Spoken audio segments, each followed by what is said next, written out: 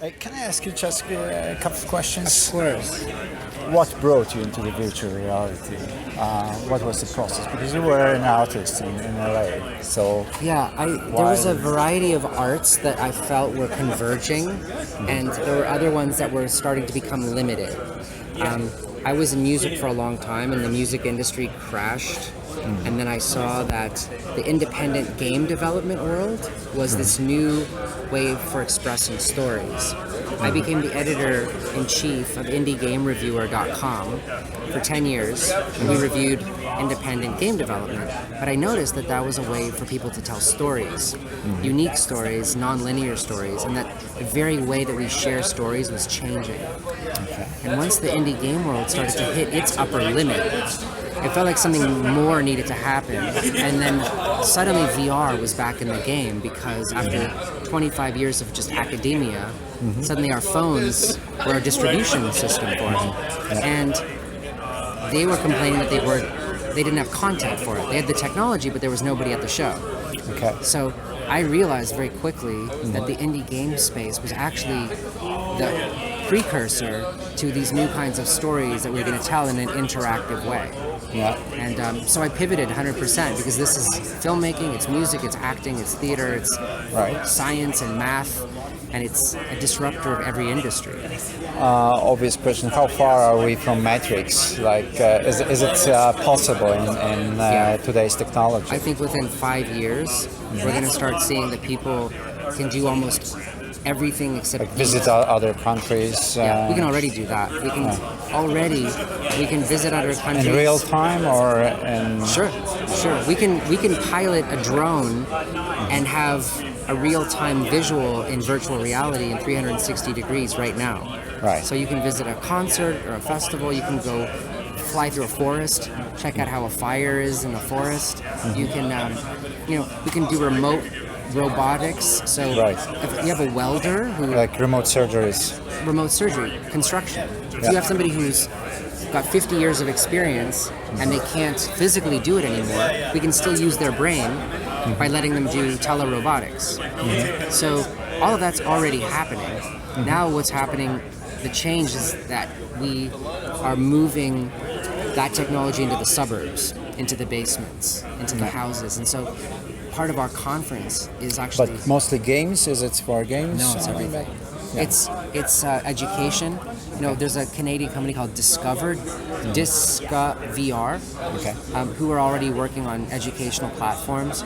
Schools are handing out free Google Cardboard viewers so that kids can look at the pyramids of Egypt or what Africa might look like. And those kids are getting a completely different perspective because virtual reality uses a sense of scale that doesn't exist in any other medium. And I was just on a panel where the filmmaker said that they did an educational piece on the rice industry in Asia and how they showed an infographic, but you feel the size of the infographic, not just see it. And so there's a visceral component to this form of information that is completely new. How dangerous is it for ourselves, like distorting our own sense of what is real, what is unreal, what is true? And do you think it could be dangerous in a way that we will float around not knowing if this thing is real or just fed by some authorities or whatever? I think it's very real. I think it's one of the main focuses of my conference I put together we actually had Professor Steve Mann, who's a PhD MIT professor and University of Toronto and an inventor. He holds the first patent for a smartwatch and for the eye contact lens and the camera contact lens. And we proposed a code of ethics that would be used for humanistic augmentation and robotics moving forward, because before we are getting excited about the giant gold rush that this is, we have to seriously consider what the implications are. I can tell you from personal experience and from the feedback of my friends that our brain only has so much elasticity for clicking into a certain reality. And if you start to use VR for a very long time, there are days you might wake up and have a hard time clicking back into this reality that we all agree upon. So we've seen that effect already. Director Brett Leonard who made the movie Lawnmower Man, did a keynote yesterday, and he said we should approach this almost as if it's a shamanistic ritual and guide people in and take those people back out and give it the Like correct LSD respect. trip? Yeah, like a trip, like a peyote trip or like a ayahuasca trip, because we are taking somebody into the shadowland and then bringing them out. Now, we have to remember that there are also beautiful and innocuous sort of artistic applications for creativity. You know, you can paint in the air in a holographic way and whatever. I don't think that's going to hurt you too much. But when we start looking for a level of realism, you know, we are legitimately confusing our own brains on purpose and pushing it to such a degree that if you don't mitigate the amount of time that you're using it, of course there will be real effects. The body processes this not necessarily from the prefrontal lobe. It's processing it almost from a reptilian, you know, part of our bodies. The parasympathetic nervous system, the sympathetic nervous system, is being activated. If I put you on the edge of a virtual cliff, your body is going to already put into place all of the reactions of a real problem.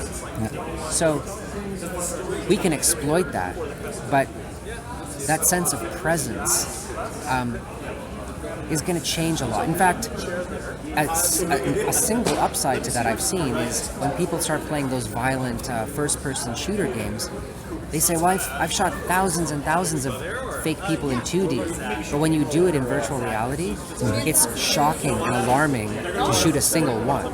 And so there's a sense of causality that we experience that might make us change our relationship to violence, to stories, to all of that, because your whole system is being involved now. Okay, the last question. You think we'll be living in a virtual reality, like part of our lives will be virtual soon, pretty soon? I do.